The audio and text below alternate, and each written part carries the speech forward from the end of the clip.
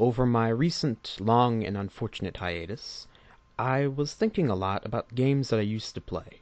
I was feeling very nostalgic for a lot of reasons, and I also began to realize that most of my subscribers don't really know a whole lot about my gaming before the last couple of years. And I thought that a lot of you might be interested in knowing about some of the games that got me started as a gamer. This is my top 5 games that made me into a more hardcore gamer. Number 5. Respect is everything.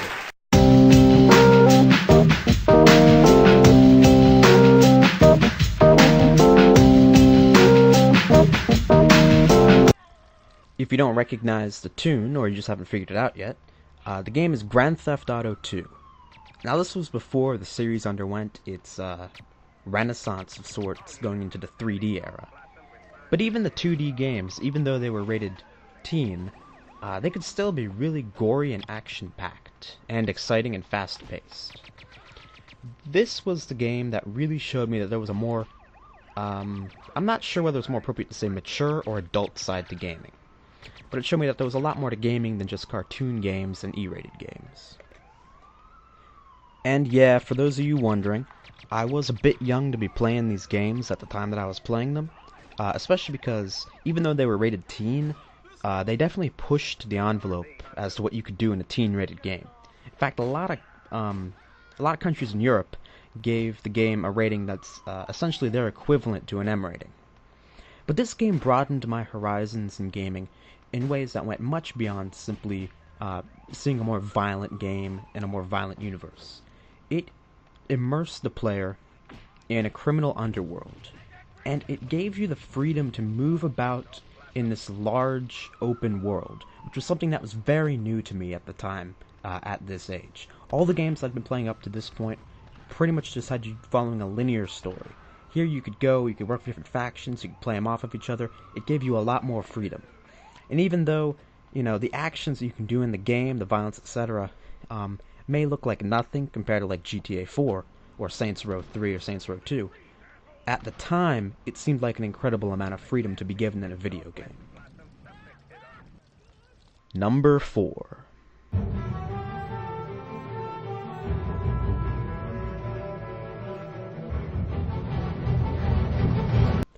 Star Wars Battlefront. Now this is a game that I've already talked a lot about in not one, but 2 videos, so I'm not going to go on for too long about it here. But I will say a few things. First of all, it's a game that was pretty easy to pick up and play. I always found the controls to be pretty responsive, especially considering that you're switching from land-based combat to sometimes aerial dogfights on the same map within a few seconds, which is actually a feature that I really liked. Although some people complained about having starfighters in a land battle, I always thought it was kind of a cool idea. Aside from that, my friend Chris and I played the heck out of this. It's one of the few movie licensed games that not only doesn't suck, but it's actually really good. So, I'm not going to say much more about it here. Check out my other videos on Star Wars Battlefront if you want to know more. Last thing I'll say about it is I do prefer the original to the sequel. The original just had better maps, and the removal of a lot of the maps in Star Wars Battlefront 2 is just something I cannot forgive, although it's also a solid game. Number 3.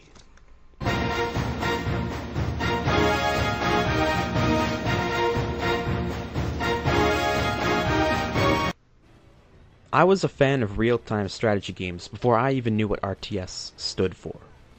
And Empire's Dawn of the Modern World was a PC game and the first real and in-depth RTS game I ever really got into.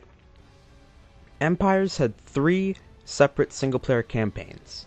Each one would follow a sort of pseudo-historical story, and they were consistently well done. The first campaign took place medieval times, and it was the Richard the Lionheart campaign, where you would basically follow his rise from simply being one of the sons of the king, I think the 3rd son, to his rise to eventually becoming the king himself.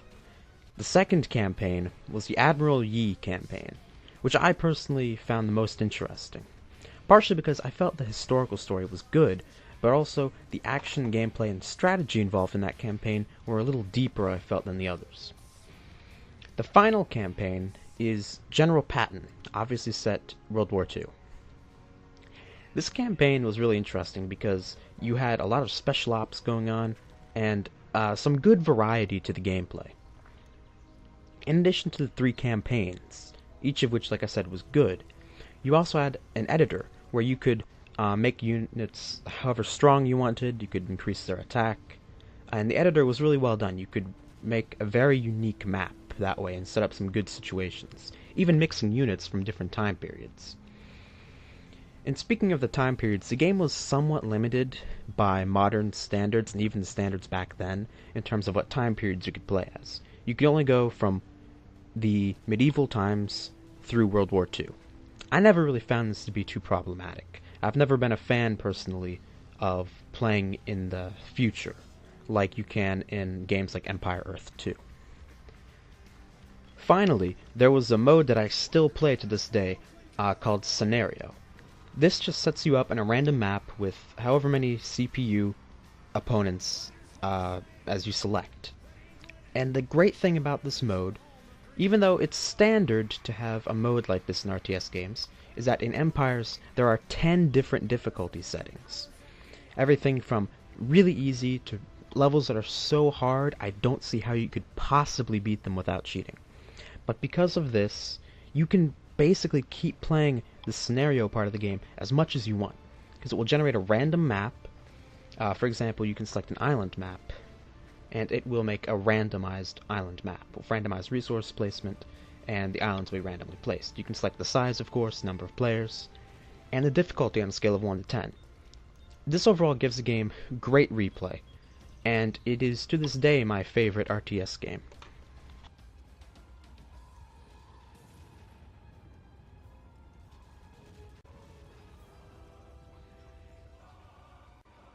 Number 2.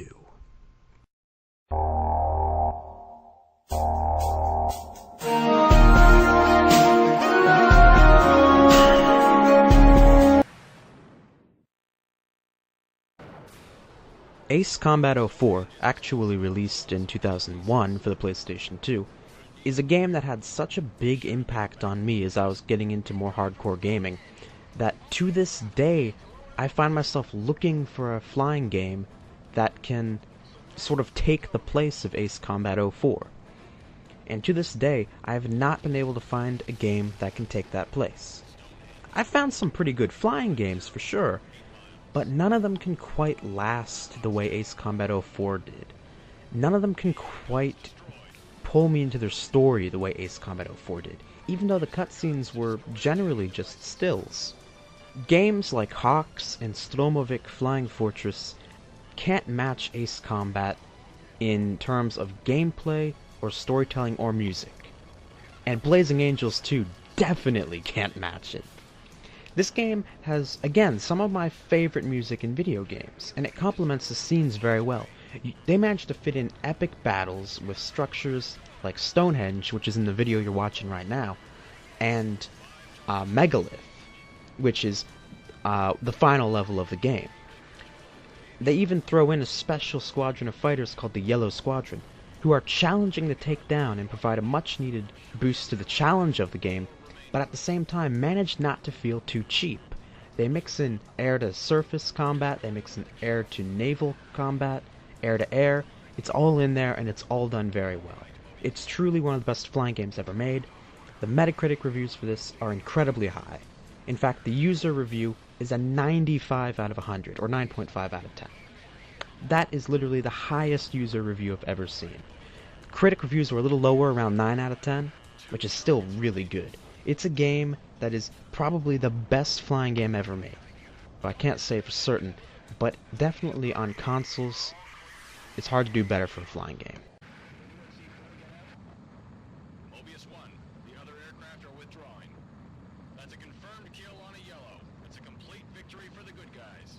Number 1.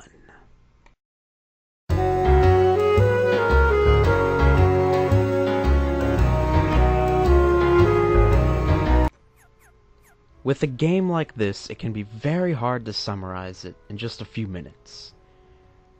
But perhaps it will suffice to say that it seems that No gamer ever forgets their first role-playing game. And I think every gamer out there will immediately recognize the truth of those words. Nobody ever forgets their first role-playing game. Like, if you're a fan of the Nostalgia Critic or Spoonie on YouTube or that guy off theglasses.com, they still talk about Dungeons and Dragons decades later. People still talk about Final Fantasy VII. I still talk about Kingdom Hearts, and some other people do as well. It's got quite a following on YouTube and on sites across the internet. And you can tell because there are so many people who watch my video asking for a third game in the series, not counting spin-offs. This is one of the last really good games that Square Enix made.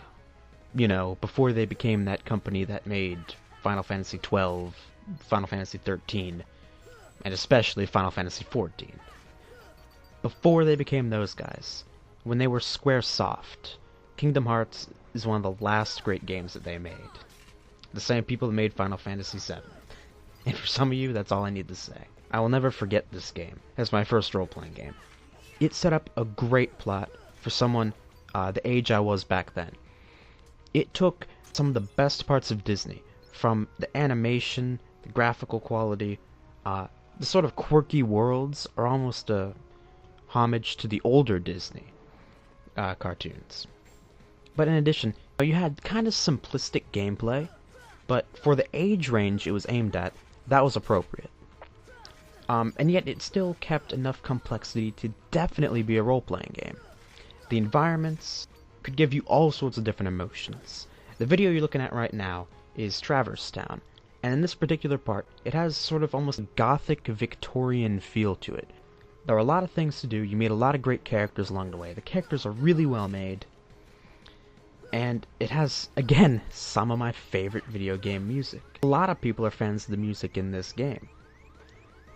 Like Star Wars Battlefront, this is a case where I feel the original was superior to the sequel. Neither of the Kingdom Hearts games, Kingdom Hearts 1 or 2, again, not counting spin-offs, got especially high reviews. I mean, they got generally good reviews if you check on Metacritic. But the reviews were never quite as high as I felt they should have been. Especially for a game that somehow managed to combine characters from Disney and Final Fantasy successfully. And undoubtedly, it led to a lot more people becoming interested in Final Fantasy as well as this series. It was a good way to take the idea of Final Fantasy and make it appeal to a slightly younger audience. Although both of these games, Kingdom Hearts 1 and 2, sold reasonably well, they weren't up there with Final Fantasy. And unfortunately, I think that's a lot of the reason that Square Enix has not announced plans yet for a Kingdom Hearts 3. Which is such a shame. It was a series that was good. For me, it was great. But for more hardcore RPG fans, they weren't quite as warm to it as I was. But even for them, it had a potential to become something great. So hopefully Square Enix will decide to go back to it. But unfortunately, I feel that that company is sort of going down the wrong path.